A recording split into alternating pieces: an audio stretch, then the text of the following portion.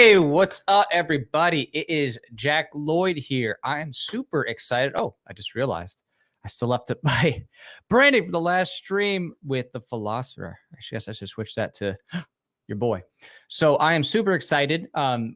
Isom 2 has just been released. So Eric July had been working on the sequel to Isom 1, and many of us have been waiting for a long time for this to come on out, after the first one was so successful. And I have, of course, my past copy here.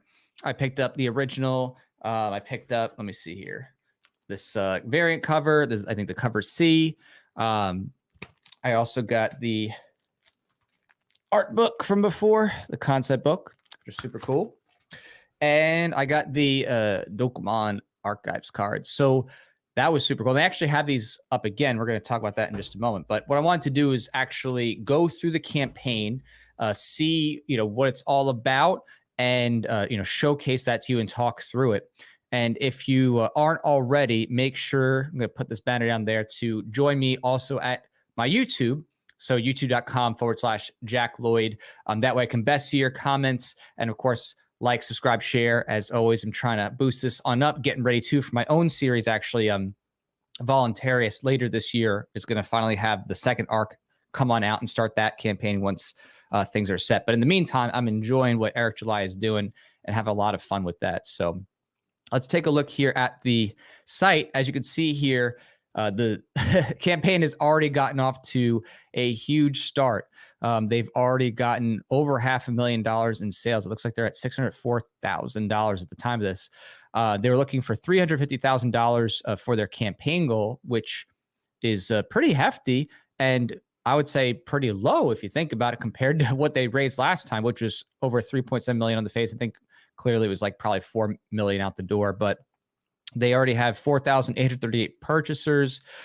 They're way past their goal. They are definitely killing it. So this is going to be a successful campaign, clearly, as they're nearly double their campaign goal in the pre-order, and they haven't even finished half of their first day, essentially. So that is absolutely incredible to see just how far this project has gone. And I do want to actually, before I take a look at the campaign too, note the trailers. So this was a total surprise. They have an animated short, and I think that they hired a company that was local to them, in the area in Texas, and the short's got some pretty decent talent on it. So let's see what we can play with that and just, preview that here so you could say.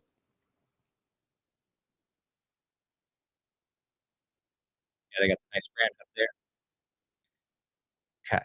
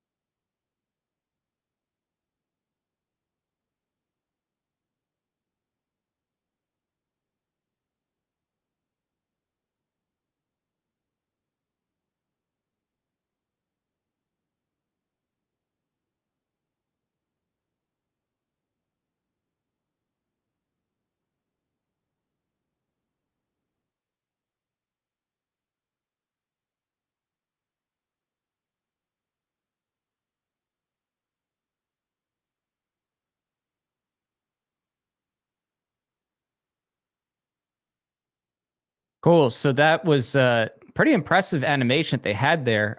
In terms of the quality and detail, that's very high level. They had that animation studio, I think, in the beginning. I think they're out of Dallas Fort Worth area. The what's it called? Brazen Animation. I got to look at that again. But basically, they went with a very professional American side, at least for the orchestration company. So that came out pretty fire.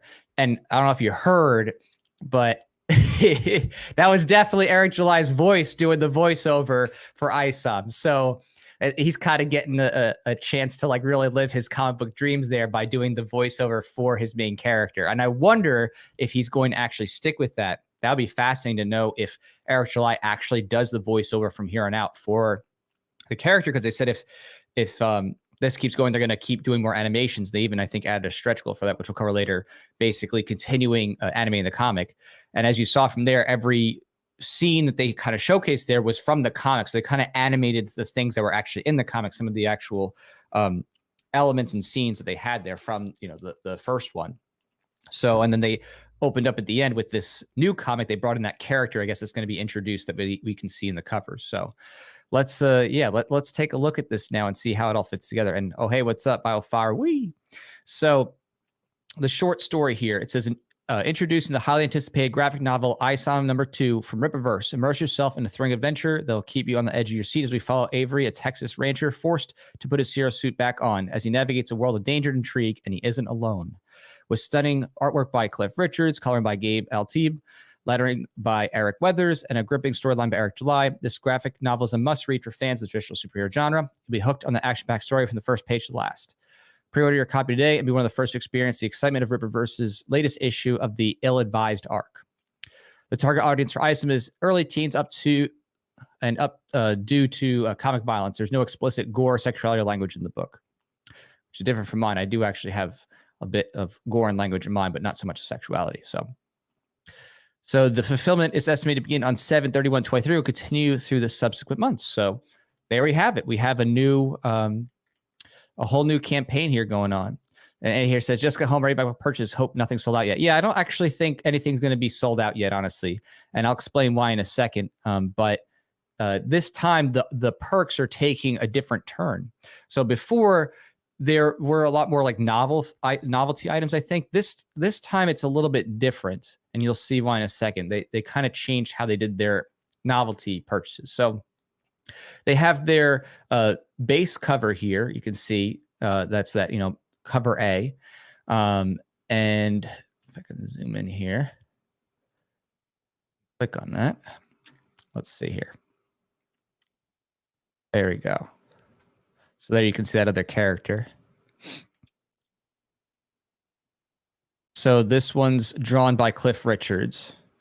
So there's going to be a few different artists on this campaign, because there's actually, you know, multiple different artists for each of the covers. And I think one of them includes the fan art aspect. So it says, find out why did Isom quit? So that's a little, you know, throwback kind of icon thing, right? Like doing old comic style where you have a little bit of intrigue on the front with the labels. That's kind of interesting and new.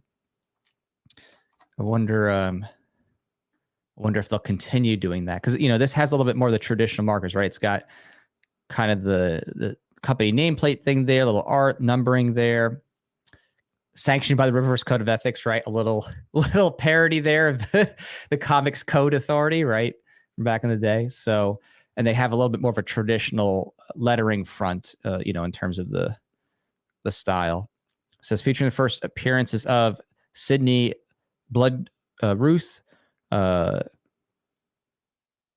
Gooding, and Chadram. I'm not sure how that's said, but we'll find out soon enough, I guess, when they cover it. All right, so let's go back to this Isom 2 campaign. Hey, what's up, Cal? Yeah, Rippaverse is Bizak. Oh, so will there be a vampire hunter doctor here? I'm not sure. We'll see. I haven't seen anything that was very, you know, macabre or morbid in that way with like a necromancer or something like that. So let's see here. We have, there we go. Okay. New window. So we have here another cover, and this one, I'm going to zoom in here. Ooh, this one's more detailed. I think this is the one that is by Cyberfrog creator Ethan Van Sciver. Yeah, because that detail, that's his style for sure, right? So you can kind of see it just has that feeling. You know what I mean? His artwork is very up. It's the, oh, but it says Cliff Richards, but I think it's the cover. I think this cover is by him. Let's see if it says down here. Yeah, there it is. Okay. So it says bagged and board, 112-page book with cover art by Ethan Van Sciver. So that makes sense. So this cover B is kind of cool because that's a little piece of history there, you know, having it done by someone who's pretty well known, especially in Comicsgate. So it's got all those little details. He's always he's really good at putting very minute details and like very fine details and everything. So lots of line work, you know, lots of shading lines. So that's kind of epic there. All right, let's take a look here at the campaign again. And then, okay, here's the big one. So then they have this, I think there's a foil cover. So this cover C is a foil cover, and it's printed foil, in my understanding. That's what I saw when Eric July held it up, where the cover itself, I think the ink is foil, if I'm not mistaken. You gotta double check that, but I'm pretty sure it's not just simply that it's a metallic print. That is, the paper is metallic, but actually the ink is metallic, which gives it that really high-end kind of shine and gloss. So, and it says this is created by Shane Davis. And Shane Davis, I believe, that is, he's also another artist who's popular on Indiegogo, where I want to say his series is that one where it's like these giant, the monsters battle each other. They use it, you know, through remote connection. Let's see here. Oh, and again, he was also known for Superman, Batman, DC Comics. So what's his new one? Inglorious Rex. That's right. So Inglorious Rex is what he is known for. And I like, for me, a lot of these people are familiar in terms of just having seen their work, because I'm on Indiegogo. That's, of course, where I do Voluntarius. So I will often see who are the artists on there, because Indiegogo was kind of like the first place where like alternative artists were really going and doing their projects, especially because they had flexible funding instead of fixed. So you can, you know, still do your projects. So it was a great place to post your work, especially as an indie creator if you're trying to get outside the mainstream. So that's where I know Shane Davis from. So he's Inglorious Rex is his new series, his new independent series, and he did the cover here, which I think in terms of style is pretty great. Like I think this cover, and I think I was saying that before, I think this cover is probably one of the better covers among the ones that were shown. So he definitely did one of the better designs. The eyes, I'm not sure about, because I don't know why his eyes look almost a little blue here. Maybe is he supposed to have blue eyes? I don't know. But overall, like the aesthetic, the style, the angles, the pose is high end here. It's, you know, it's a strong design. So, but the thing is, if you want this, that's $100. So there's that high end collector's cover, right? You get the $100 foil cover, and I am inspired because now I'm like, okay, maybe should I do a full cover for fun? That's its own special printing process. You have to actually, when you do the foil covers, typically you have to be careful about how you do your layering, because you need to have stuff like kind of, you know, be passed through if it's the paper that's foil, or you have to just be aware that, you know, if it's printed color that's foily looking, then you have to make sure that all your whites are filled in. Like there's actually a color for that, because otherwise it'll just shine through the paper if it's just plain white. So there's like a couple of technical things you got to be careful about with foil covers. Okay. Oh, and then this is what's extra unique here is that before, lots of people were getting their comics that were signed, they were getting them graded. But now, okay, this is tough for zooming. We'll get there. So now he's doing his own grading here. So he's actually having the comics graded before being sold. So here you go. It says Isom #2 cover A signed and graded. So in other words, he already went ahead and did the signing and then had it graded by CGC. So you can, you know, instead of having to send it off yourself, you're already getting the comic kind of sealed. So I guess saving a little step for people. And it shows 9.6. I'm not sure. Yeah, it says here, though guaranteed at least 9.6, purchasers' comic grade will be determined by when they ordered. Okay. So it says the highest grades will be given to the earliest orders. No more than 1,600 copies will be available for purchase. Okay, that's kind of crazy when you think about it, right? Like 1,600 copies to have to hand sign and send to a grading company. That's honestly kind of insane. That must have been a real long day. Like, oh, okay, I'm going to sign 1,600 copies of just this one just to have it get sent. I mean, my wrists would literally be broken if I had to do that. I get tired just signing like 10 copies. I'm like, okay, I'm done. But 1,600 potentially would be insane.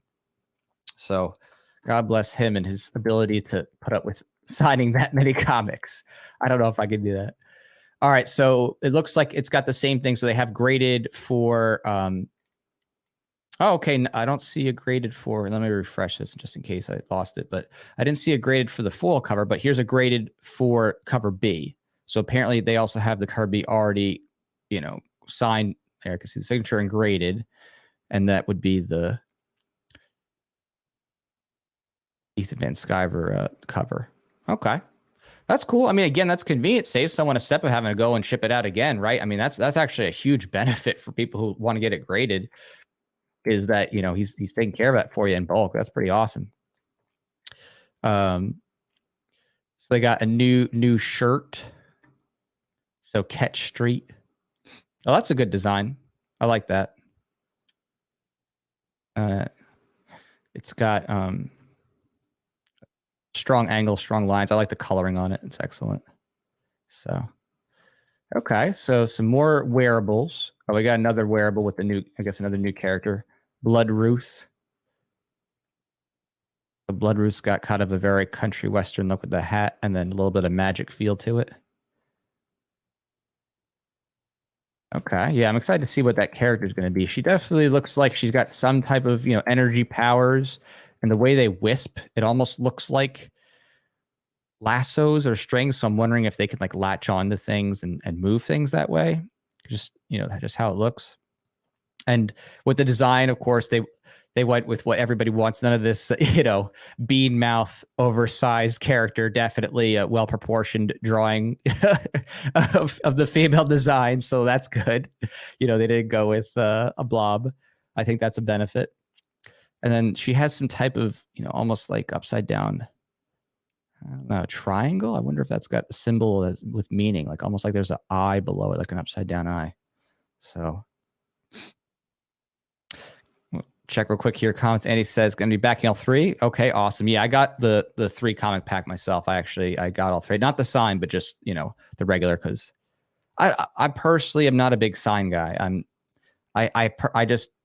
I don't know. As I think I said this before. Like I like seeing the art and I like nothing being in the way of it. It's not like there isn't a place for signing, but it's just when it comes to my comics and covers, I want to keep them pristine. I want the art pristine.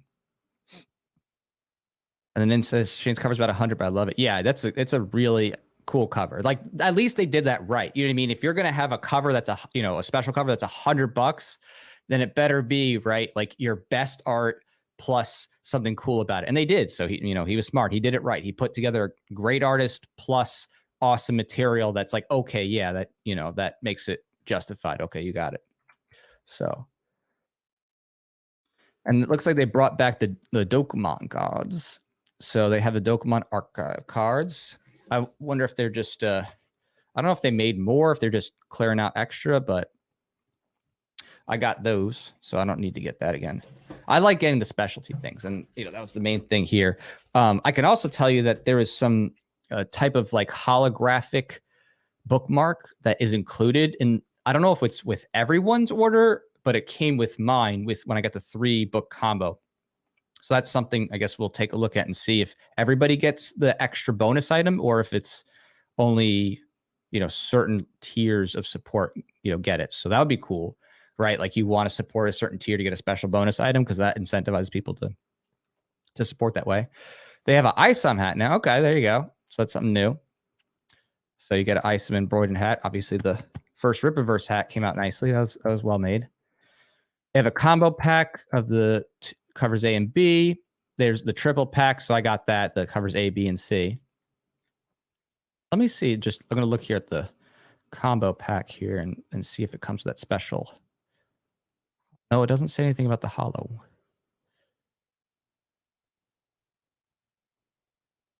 Yep. Okay. So nothing about the hollow there. I wonder if it says about the hollow here. Oh, it doesn't say. Oh, it doesn't. So you don't wait. Does it say? No. Okay. No, it doesn't say it. So that's actually a surprise then. You don't know that you get the bonus item until you actually go to order. Then you find out that you get a bonus item. So that's pretty cool.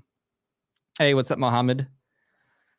Hey, Mo got AB got different bookmark. Oh. Okay. Well, that'll be interesting. I wonder, there's different hidden bookmarks because I can see a whole market for that. You know what I mean? People trying to get the rest of the bookmarks.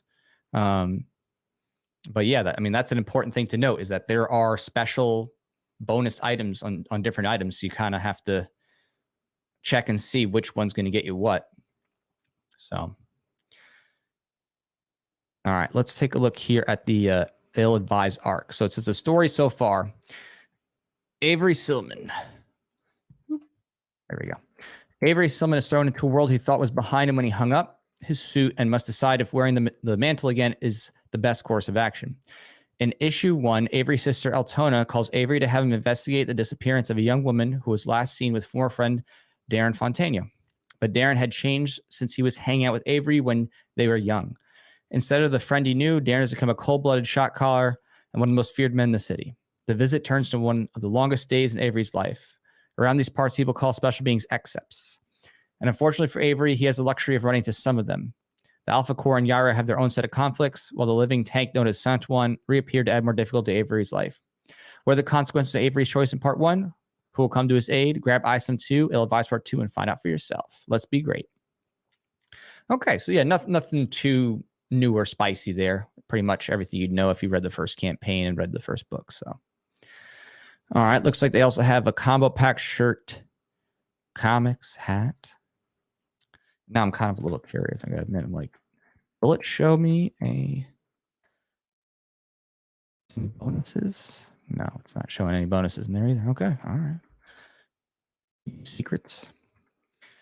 And then they have, again, more different combinations, different things, shirts, and then they got a poster. Okay, so you got a poster here, Blood Ruth. And nothing too crazy. Not an action figure yet. I was wondering, that was actually one of the things I was looking for. I was waiting and wondering if they were going to do an action figure. And I thought, might be a little too early for that just because it is, action figures are pretty involved process, pretty pricey too. So they also have a catch-up pack so you can get cover C. Oh, in the latest issue. That's cool. So you can get first and the second for people to get that. And that's 73 sold already. That's pretty cool, right? People want to catch up. They're just jumping in. And they have a second one for Car B. So that's it. So yeah, there's no new cards. There's no action figures. There's no concept art or book.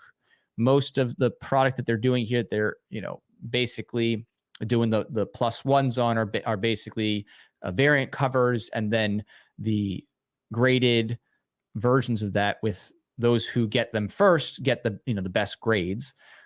Which again is pretty cool because it does save people a lot of time from how to do it themselves and the risk that comes from that. So that's pretty awesome that he did that, because that I could see people really wanting that. And there's been quite a few of those sold too. And yeah, you can catch up on the Dokkan cards if you missed it the first time. The foil cover is new, and there's just different iterations of merch that was out before, different hats and shirts and stuff like that. So cool. I mean, I think there's some wisdom here to doing that. I just think about this from my own perspective, my own many years of producing comics and comic book campaigns. It's easy when you get a lot of resources and you do well at first to get distracted and want to do a bunch of different things.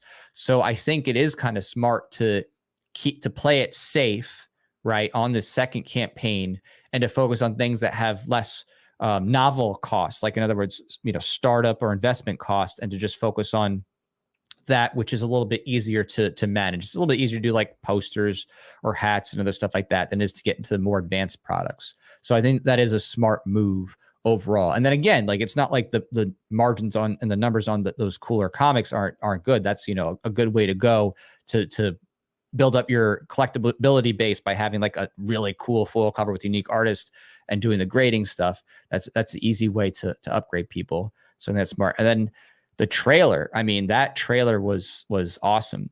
And I think, you know, getting that teaser of Eric July doing the voiceover, I think that'd be hilarious if Eric like really does do that the whole rest of the way, and it becomes the voice actor for the character and continues that the whole way through. That'd be pretty freaking wild, right? Like that total integration.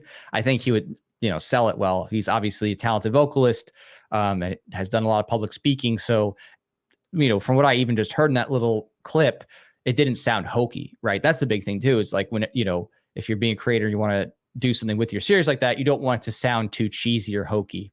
So he doesn't sound cheesy or hokey doing the voice there. So that's smart that he's doing it that way. Plus it's in his control, and, you know, any voiceover stuff he wants to do with it, he's in the hot seat for like really giving it how he a presentation how he wants. So pretty exciting. And then here's some of the interiors here. I'll get those bigger. It looks like you have that Club Merc. You have Darren there. It looks like something's going on. We don't know exactly. It's kind of ambiguous. I don't see any specialized details that give away anything really. Then you have Isom battling this horde of these monsters. And yeah, these are some weird monsters. They got some long teeth and some claws and some lit up heads. So it makes you wonder, are these humanoids? Are they, you know, people have been turned into something? Or are they actually foreign creatures? Because so far, you know, mostly we've been shown people on Earth, the accepts, and then of course, you know, Norfair and that kind of extraterrestrial arc potential. So I wonder if there's any intersection there.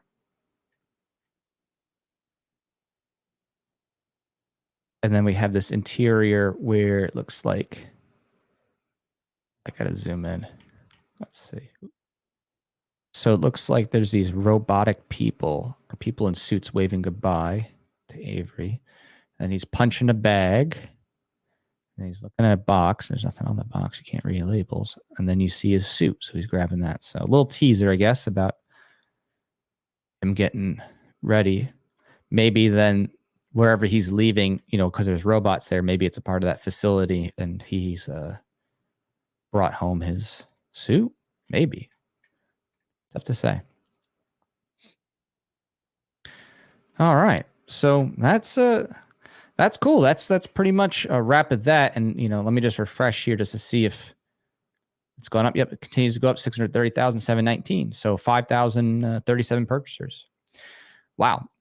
I mean, it really is something incredible to watch in real time, to watch the shift in everyone's purchasing from the mainstream starting to move to the alt scene. It's really something wild, and I'm excited for it. I'm happy to support it, and I'm excited to be a part of it, and to finally, after all these years, I'm excited, you know, once this remaster is finished coming this fall, to do the Voluntarist Suit Saga arc and start that off. It's going to be pretty epic. I mean, and the work I've done in the last comic book has been pretty sick too, because I've been doing the lettering and stuff like that, so I'm pretty stoked about that, especially since we got to more, you know, action sequences now, so it's getting a little more intense. But yeah, all right, I'll take a look at the comments real quick. So it says, and he says, thank God shipping was cheap. Yeah, I noticed that too. Shipping prices had gone down quite a bit. My shipping was reasonable. I think that he said that he was able to get some better rates too on international, so I think international people are going to be very happy compared to the last time. So, and yeah, let's see. Here's looking for you, says. Thanks, Mohammed. And he says, "Love me some action." Yeah. So I mean, this is great. This is going to be, I think, a comic that has a lot more action too. You know, that was one of the things too, is that in the first one there was a little bit of battling scene, but a lot of it, of course, was character development, storyline, which you need. You have to have that. Like, you need to have the backdrop as to what, you know, what's going on to like really get into it. So I think this time we're going to see a lot more, fight scenes and things like that. So I'm stoked. I can't wait to get it in. I'm definitely going to be, checking out immediately and doing a review of that as well. So, all right. Well, thank you so much, everybody, for hanging out and checking out this video again. If you're not already, youtube.com/Jack Lloyd. Subscribe there, hit the notification bell, because I'll be doing more coverage of Isom as things progress, especially if they unlock new extras and perks. I definitely want to cover that and potentially jump in if there's anything else to order. I don't know if the next thing is an order thing, because he did say we're going to make another animated short, so that might not be something to order, but just something to watch. And if you go to my channel as well and you haven't already seen it, on YouTube, I did make a new parody video. So basically, if you go, whoa, yeah. So I won't give away too much here, but it's the Kami SJW reacts to Rippaverse Isom 2 launch video. So I make another parody video in line with the series that I've been doing, and I take it to the next level again, as I often try to do. So whenever I get to next level, there's something extra funny and extra special about it. So we'll see if I do any more. I'm not sure yet about that with the parody stuff. Just kind of depends on the excitement and what happens. And maybe if Eric July takes me up on that thing at the end in the parody, it'd be quite entertaining. So we'll see. All right. Well, take care, everybody. And thank you so much.